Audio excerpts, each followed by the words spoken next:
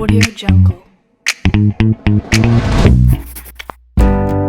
Comunicar cultura puede parecer que es igual que hacerlo con el resto de sectores, pero lo cierto es que existen una serie de características que hay que tener en cuenta si lo que queremos es conseguir la efectividad que necesitamos. La comunicación en las actividades de ocio y cultura ha experimentado una evolución en los últimos años notable, impulsada en gran medida por los medios digitales. Porque la comunicación es todo. Hablemos con Raquel García Reyes.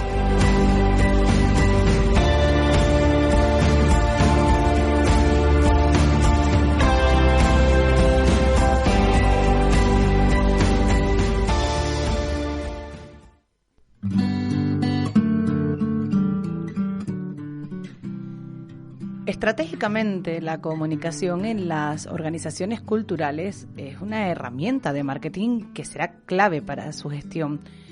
Y no solamente en el ámbito interno, sino también en el externo, porque habrá que buscar maximizar la eficiencia, evidentemente, de cualquiera de las inversiones que se hagan en los diferentes instrumentos de comunicación. ¿Para qué? Pues para alcanzar el éxito de una comunicación coherente, integrada, a bien seguro capaz de adaptarse a los cambios y retos que continuamente se plantean en el entorno cultural. Hoy vamos a hablar con un grandísimo profesional, Pepe Zapata, CEO y director del TRES, la Comunidad de la Cultura. Ellos son una comunidad de consumo cultural que permiten que vivamos con mucha más intensidad que nunca el mundo de la cultura, y todo un profesional del sector. Muchas gracias, Pepe, y bienvenido. ¿Qué tal? ¿Cómo estamos? Encantado. Muy bien. Cuéntanos qué es la Comunidad de la Cultura del TRESC. Bueno, nosotros llamamos 3C, para hacerlo más fácil. 3C.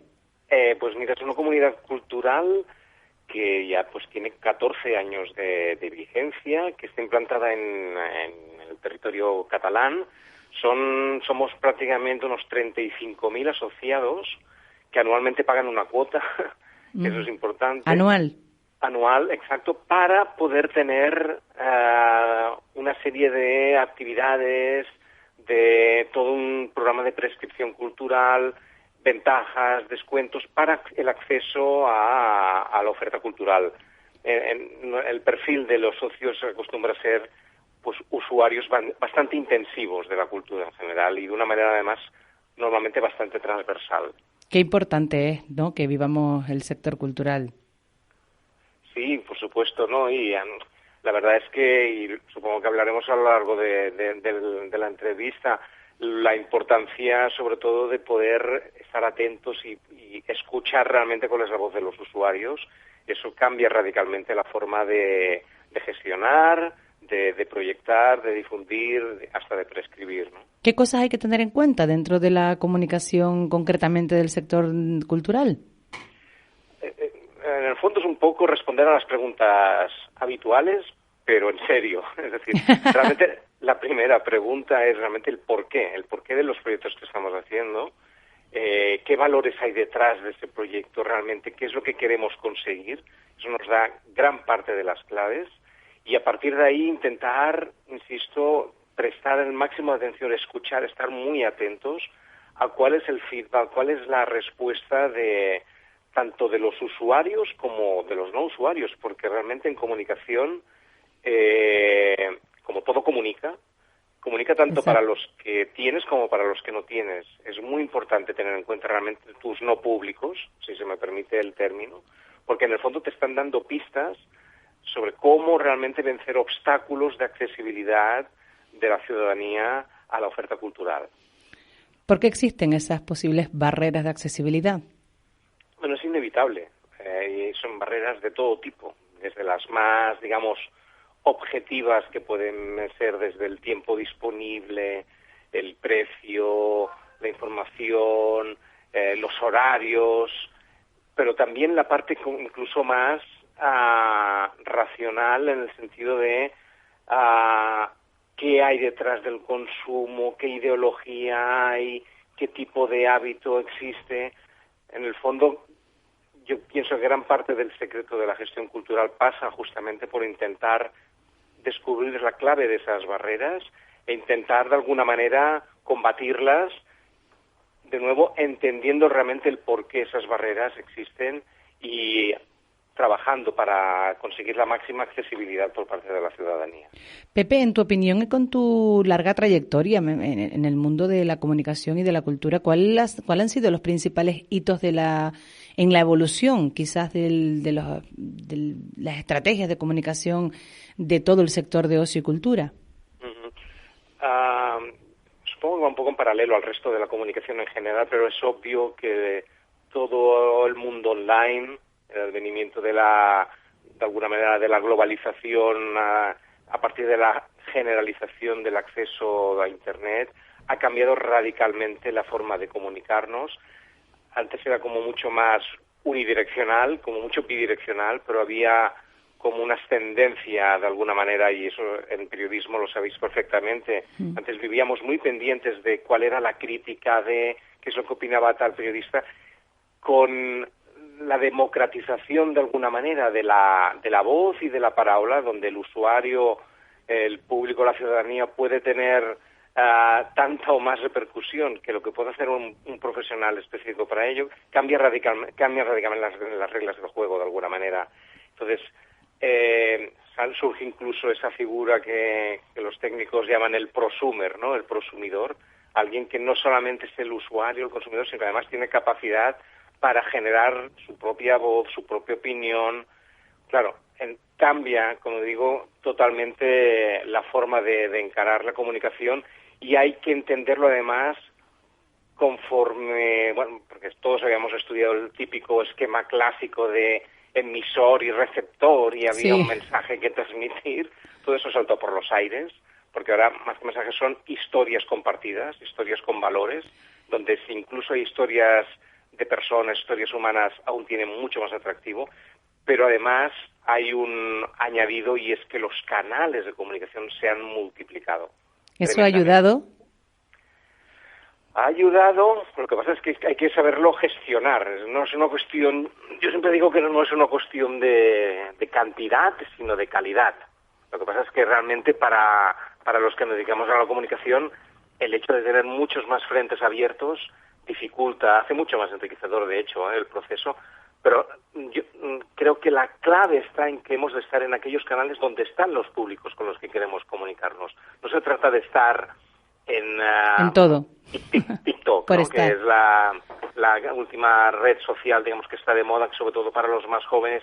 Bueno, si realmente tu público es joven, es probable que te lo tengas que plantear, pero si no, prioriza donde tú crees que van a estar tus públicos, donde puedes tener una voz preponderante, ¿no? Existen quizás algunas creencias sobre la comunicación en cultura que sería interesante romper. Por ejemplo, pensar que la comunicación no está vinculada en la fase final, o que está simplemente limitada a la comercialización y venta de, no sé, taquilla, entradas, ¿no? Sí, yo creo que además en esto hay un cambio bastante importante y a favor por parte de los responsables de los proyectos culturales en general, y es que cada vez más se contempla el hecho cultural de una manera mucho más amplia, integrando lo que pasa antes, lo que pasa durante y lo que pasa después. Para los públicos cada vez es más interesante, incluso tener conocimiento de los procesos culturales, a veces incluso es más apasionante que el resultado final, y eso lo que provoca es que haya como más posibilidades de establecer discursos, itinerarios, relatos que puedan de alguna manera explicar qué es lo que hay detrás de una propuesta cultural. Incluso también que no se limite un poco a la gestión de los clásicos instrumentos de publicidad, relaciones públicas, sino tener en cuenta pues la toma de decisiones dentro de la organización, el precio, la distribución, la marca, ¿no? Seguro. Yo además creo que ha habido un cambio en ese sentido, porque cuanto más, digamos, más clásica es la disciplina artística, más clara se ve esta diferencia. Cada vez más se intenta visibilizar, ayudar de alguna manera al receptor de la comunicación a empatizar con la experiencia que se está intentando proyectar. Muchos, por poner un ejemplo, muchos programas de mano, por ejemplo, de música clásica, obviamente ponen en valor pues esas miradas hieráticas de los directores de orquesta, de los maestros que están tocando, que está muy bien, pero tanto más valor puede tener para el receptor eso como ver público que está disfrutando con la experiencia. Si estamos intentando explicar programas, actividades paralelas a lo mejor a un concierto donde hay participación de los públicos, a mí realmente lo que me interesará como potencial público es ver cómo lo están pasando otras personas en los cuales yo puedo reflejarme o puedo estar en su lugar. Y en eso yo creo que ha habido bastante avance, hay bastante que hacer todavía, pero realmente en intentar de alguna manera visibilizar ese imaginario de lo que hay detrás de una experiencia cultural. Son especiales las estrategias de comunicación, Pepe, cuando no tanto queremos dirigirnos al público que ya tenemos, sino quizás ampliarlo y llegar a otros que no están tan cercanos, precisamente por dar un poco de continuidad. Hablo, por ejemplo, pueden haber sectores o campos dentro de la cultura, por ejemplo, la música clásica, que en un momento determinado quiera llegar y acercarse a otro tipo de público. ¿Habría que enfocarlo de otra manera? Hay que pensar a partir de los públicos, como hemos dicho antes. Siempre. Eso seguro. La típica diatriba de, es que claro, es que no llegamos al público joven, ¿no? Que parece que es un poco el maná. Ese puede ser el queremos beber. De toda la vida, ¿no? Esto es de toda la vida. Exacto, pero es que debemos pensar entonces como público joven. Y aquí hay una recomendación obvia, y es, más allá de tú ponerte en el lugar de los jóvenes, que eso es interesante, pide directamente la opinión de los jóvenes, incluso integra dentro de tu estructura alguien que pueda tener esa voz, que te facilite de alguna manera las claves de la comunicación para poder conectar. No hay nada más falso que querer parecer.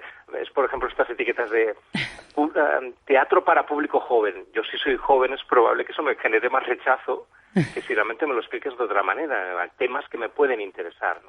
Sí, eso puede ser muy similar a cuando un padre empieza a hablar con el lenguaje del hijo de 15 años y queda como raro, ¿no?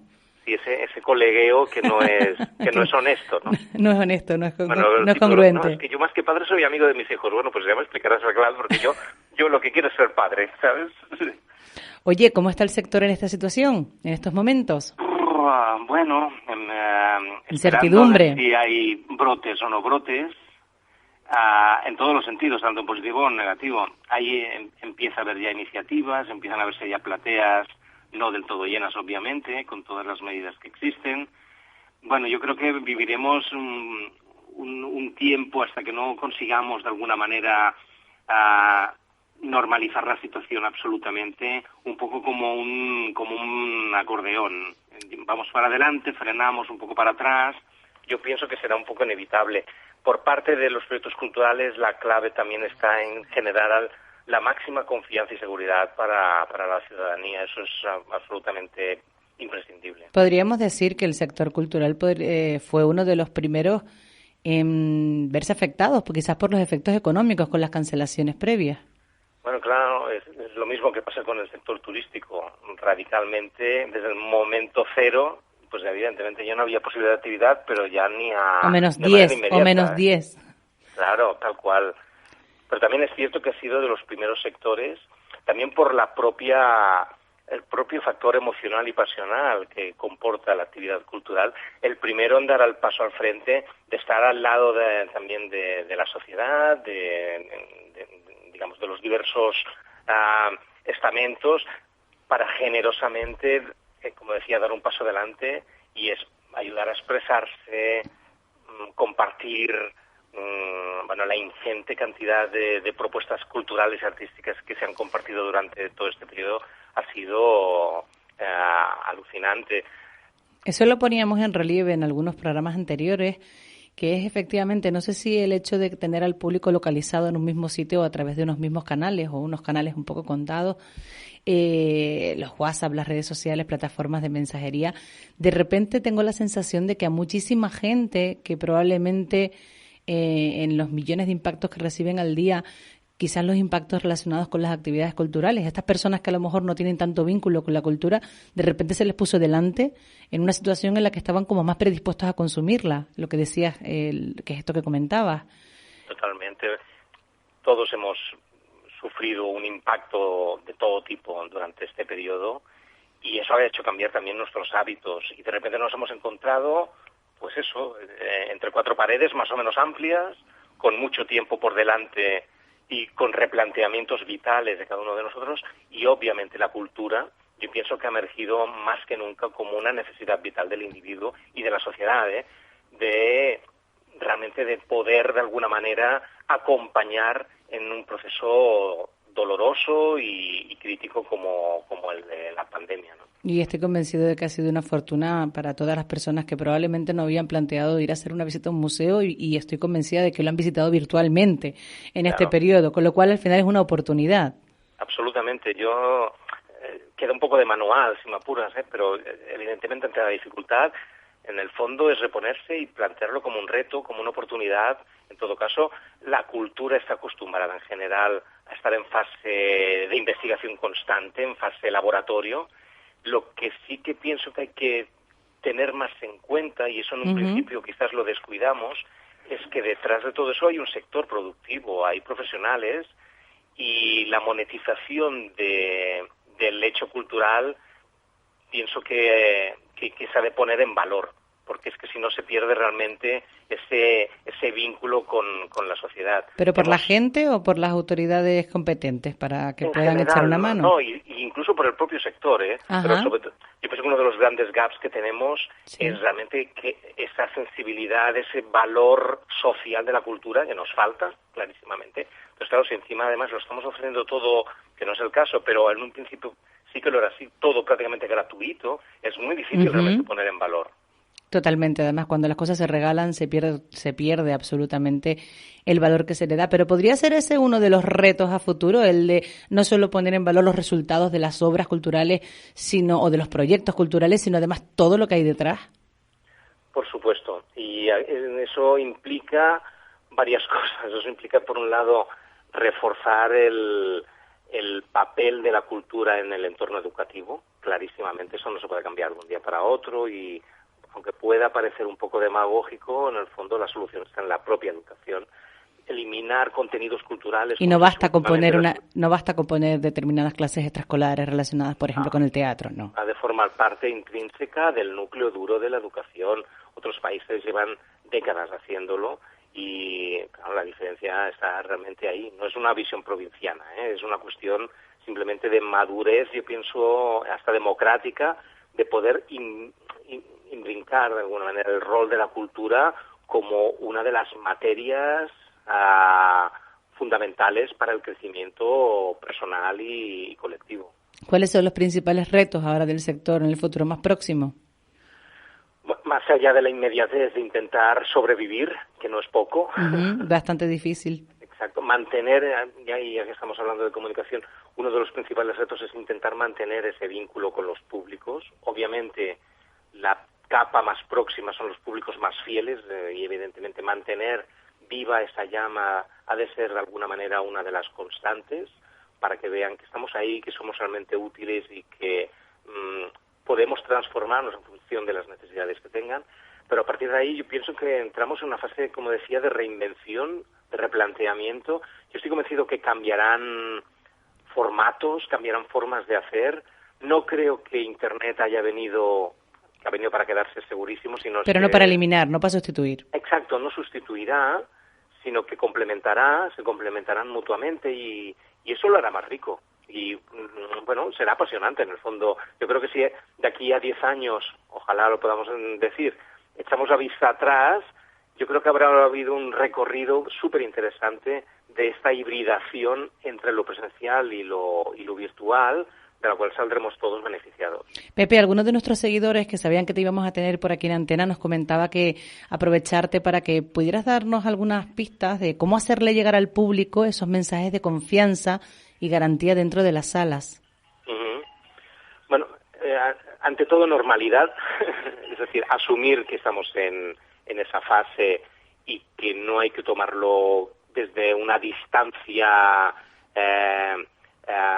excesiva, es decir, normalizarlo de alguna manera, intentar explicar, ser muy claro, ser muy preciso, explicar el porqué de las cosas y no perder el tono cálido en la medida en que sea posible, más allá de las circunstancias, de las dificultades que a veces eso pueda tener, pero ese toque más humano que nosotros podemos dar, ese factor diferencial de compartir una experiencia cultural a pesar de las circunstancias, pero añadiendo ese factor presencial, yo pienso que nos hace diferentes y nosotros lo podemos positivizar. Bueno, pues la cultura evidentemente que se compone de costumbres, códigos, normas, tradiciones, espiritualidad, ¿por qué no también? Tradiciones intelectuales, afectivas, y desde de distintas expresiones artísticas representan nada más y nada menos que el ser humano, y es un hecho vital que contemos con ella y además que la comuniquemos bien para que llegue y acercarnos, que quizás sea siempre la eterna asignatura, no pendiente, porque al final es un sector de continuo cambio. Muchísimas gracias, mucho ánimo y un millón de gracias por estar con nosotros, Pepe. Igualmente, un placer. Necesito ganas, no querer ganar. Y si algún día perdiese mi miedo a perder, me duele haber corrido para no llegar. Ahora sé que el camino es la meta también. Ya me crecieron miedos que nunca eduqué, y me sé las respuestas por no preguntar. Ya sentí como nadie cuando tuve el bien, y lloré como todos cuando algo se va. Nadie te enseña a ser fuerte, pero te obligan. Nunca nadie quiso un débil para confiar. Nadie te enseña los pasos en un mundo que te obliga cada día a poder levantarte y caminar. Donde fuiste tan feliz siempre regresarás, aunque confundas dolor con la felicidad. Y ya no seas ni tú mismo, pero pienses en ti mismo y eso matará. Y ojalá nunca te abracen por última vez. Hay tantos con quien estar, pero no con quien ser. Tan solo somos caminos que suelen torcer, miles de complejos sueltos que debemos de vencer. Ojalá si te aceptasen por primera vez y entendiesen que es que todos merecemos bien, que no existe una persona que no deba de tener, ya que somos circunstancias que nunca elegimos ser. Confianza nunca volvió con el tiempo, y el fruto de mi vida no se basa en lo que tengo. Y si todos los instantes pudiesen pasar más lento, si acaso dudarías esta vez en el intento. Y si entendiésemos que sí somos perfectos, a pesar de borrones que quieran manchar el lienzo. Todo es una suma aunque solo lo piensa el resto. Una cosa es lo que soy y otra tan solo lo que muestro. Que yo ya no temo perder sino dar por... Porque la comunicación es todo, hablemos con Raquel García Reyes. Todos los jueves a partir de las 10 de la noche en Capital Radio. Y a la hora que quieras en las plataformas iVoox, iTunes, Spotify y Google Podcast.